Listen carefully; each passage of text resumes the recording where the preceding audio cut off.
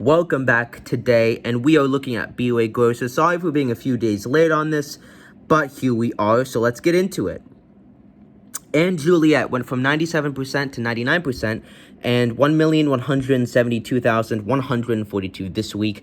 And again, it's doing amazing, so there isn't that much to say about it other than that it is doing amazing. And that's all I gotta say. A Beautiful Noise went from 60% to 68%, going from 734K to 892K, which is, again, a much-needed win for A Beautiful Noise, which had a pretty terrible summer. And let's see if they can turn this thing around in the fall, and it might make it later into 2024, though I still think a January closing is imminent. But again, I think if it can maintain 8s and 9s, I think it can survive. But if we have more 7s and 6s and the occasional 8, I think it will close in January. So the verdict is still out on that.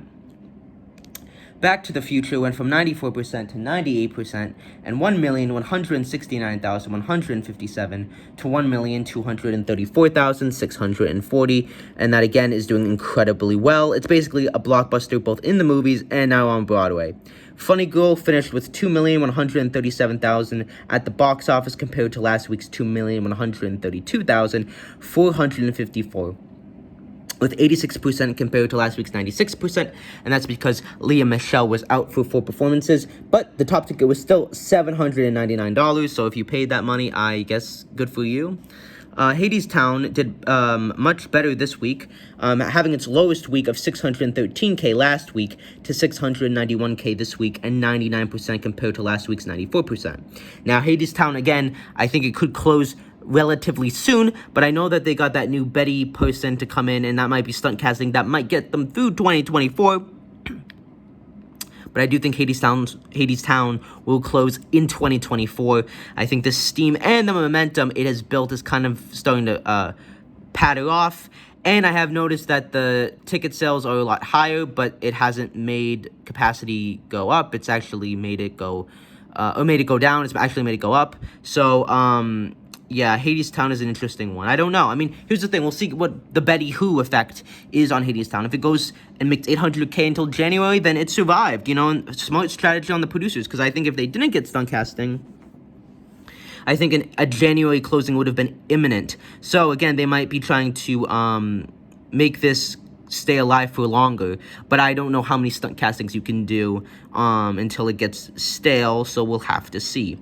Hamilton went from 99% to 100%, and 1,834,851 to 1,895,715. Here Lies Love went from 627K to 715K, and 79% to 87%, which was a much needed improvement, but again, 715K is too low for Here Lies Love. This needs to be making 8s, 9s, a million, and I know they're getting stunt casting for that as well, and they might just stunt cast this thing until the Tonys, and I think that's what's going to happen. Kimberly Akimbo went from 82% to 89%, and 589K to 655K. Now, again, Kimberly Akimbo has not done the big business it needs to do, so I do think it will close in January like a strange loop, doing very similar business.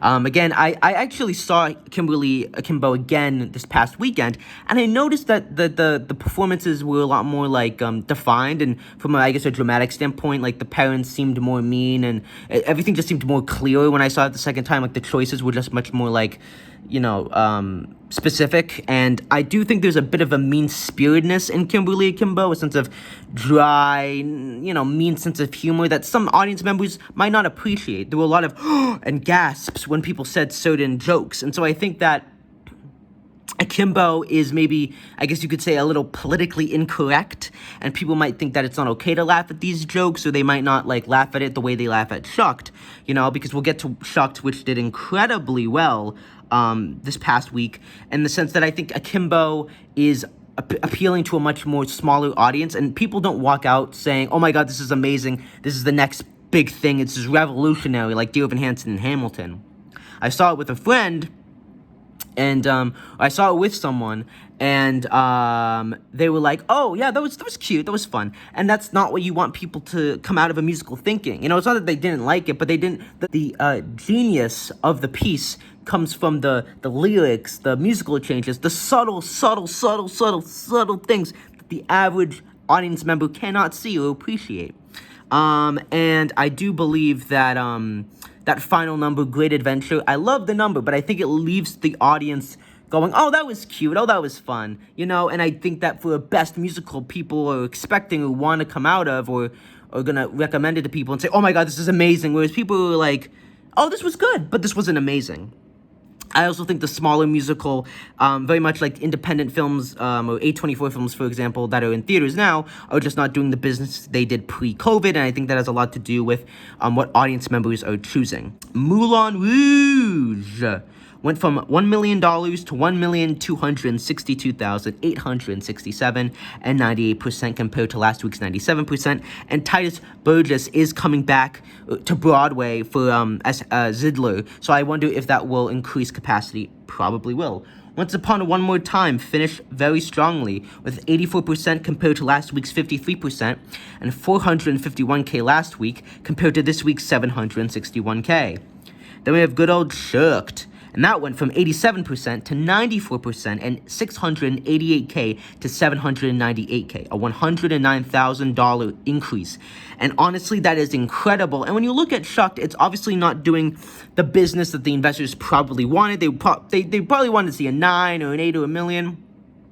But the fact that it's still managing to do solid numbers is very impressive. And why is this doing better than Akimbo? Pure and simple, it's more commercial. It's much more of a quote-unquote Broadway show. And people come out of it saying, "The next Book of Mormon, this is so funny." You know, they're not saying it's revolutionary, but they are coming out having it's a crowd pleaser. It's a crowd pleaser. And maybe some people like me don't like that, because I think it's very generic and bland. And I think that sentiment is expressed, but I do think that the hype and the momentum and the social media marketing has paid off in the fall months. And if Shucked can maintain above, can maintain 750K plus, it can make it past January. It can. I still think it will close in January, but we'll have to see. Again, I know Labor Day, a lot of musicals have huge increases, so this is a bit of an anomaly. But when you look at the past summer, it has managed to stay in the 7s and the 6s. Now, obviously, they lost a lot of money doing previews, and they were probably hoping to get a 9 or 8 in front of it. So is Shucked getting by? Yes, but is it, going to run for 5 years? Probably not. It's definitely it's on the tipping point. It's right on the line between alarm bells and non-alarm bells. Because I do believe that all shows need to make at least 850 or 750,000 plus to really be considered okay. So Shucked is in that category. 6 went from 778K to 939K, and 84% to 96%.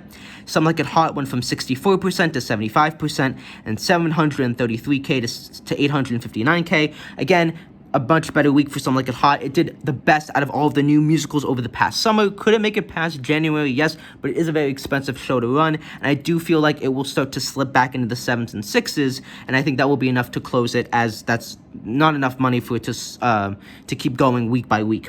And then Sweeney went from 1,367,292 to 1,674,862. So that is this week's grosses. Let me know what you think in the comments down below. Do you agree with my Kimberly Akimbo take or not? And I'll see you in the next video next week. Peace.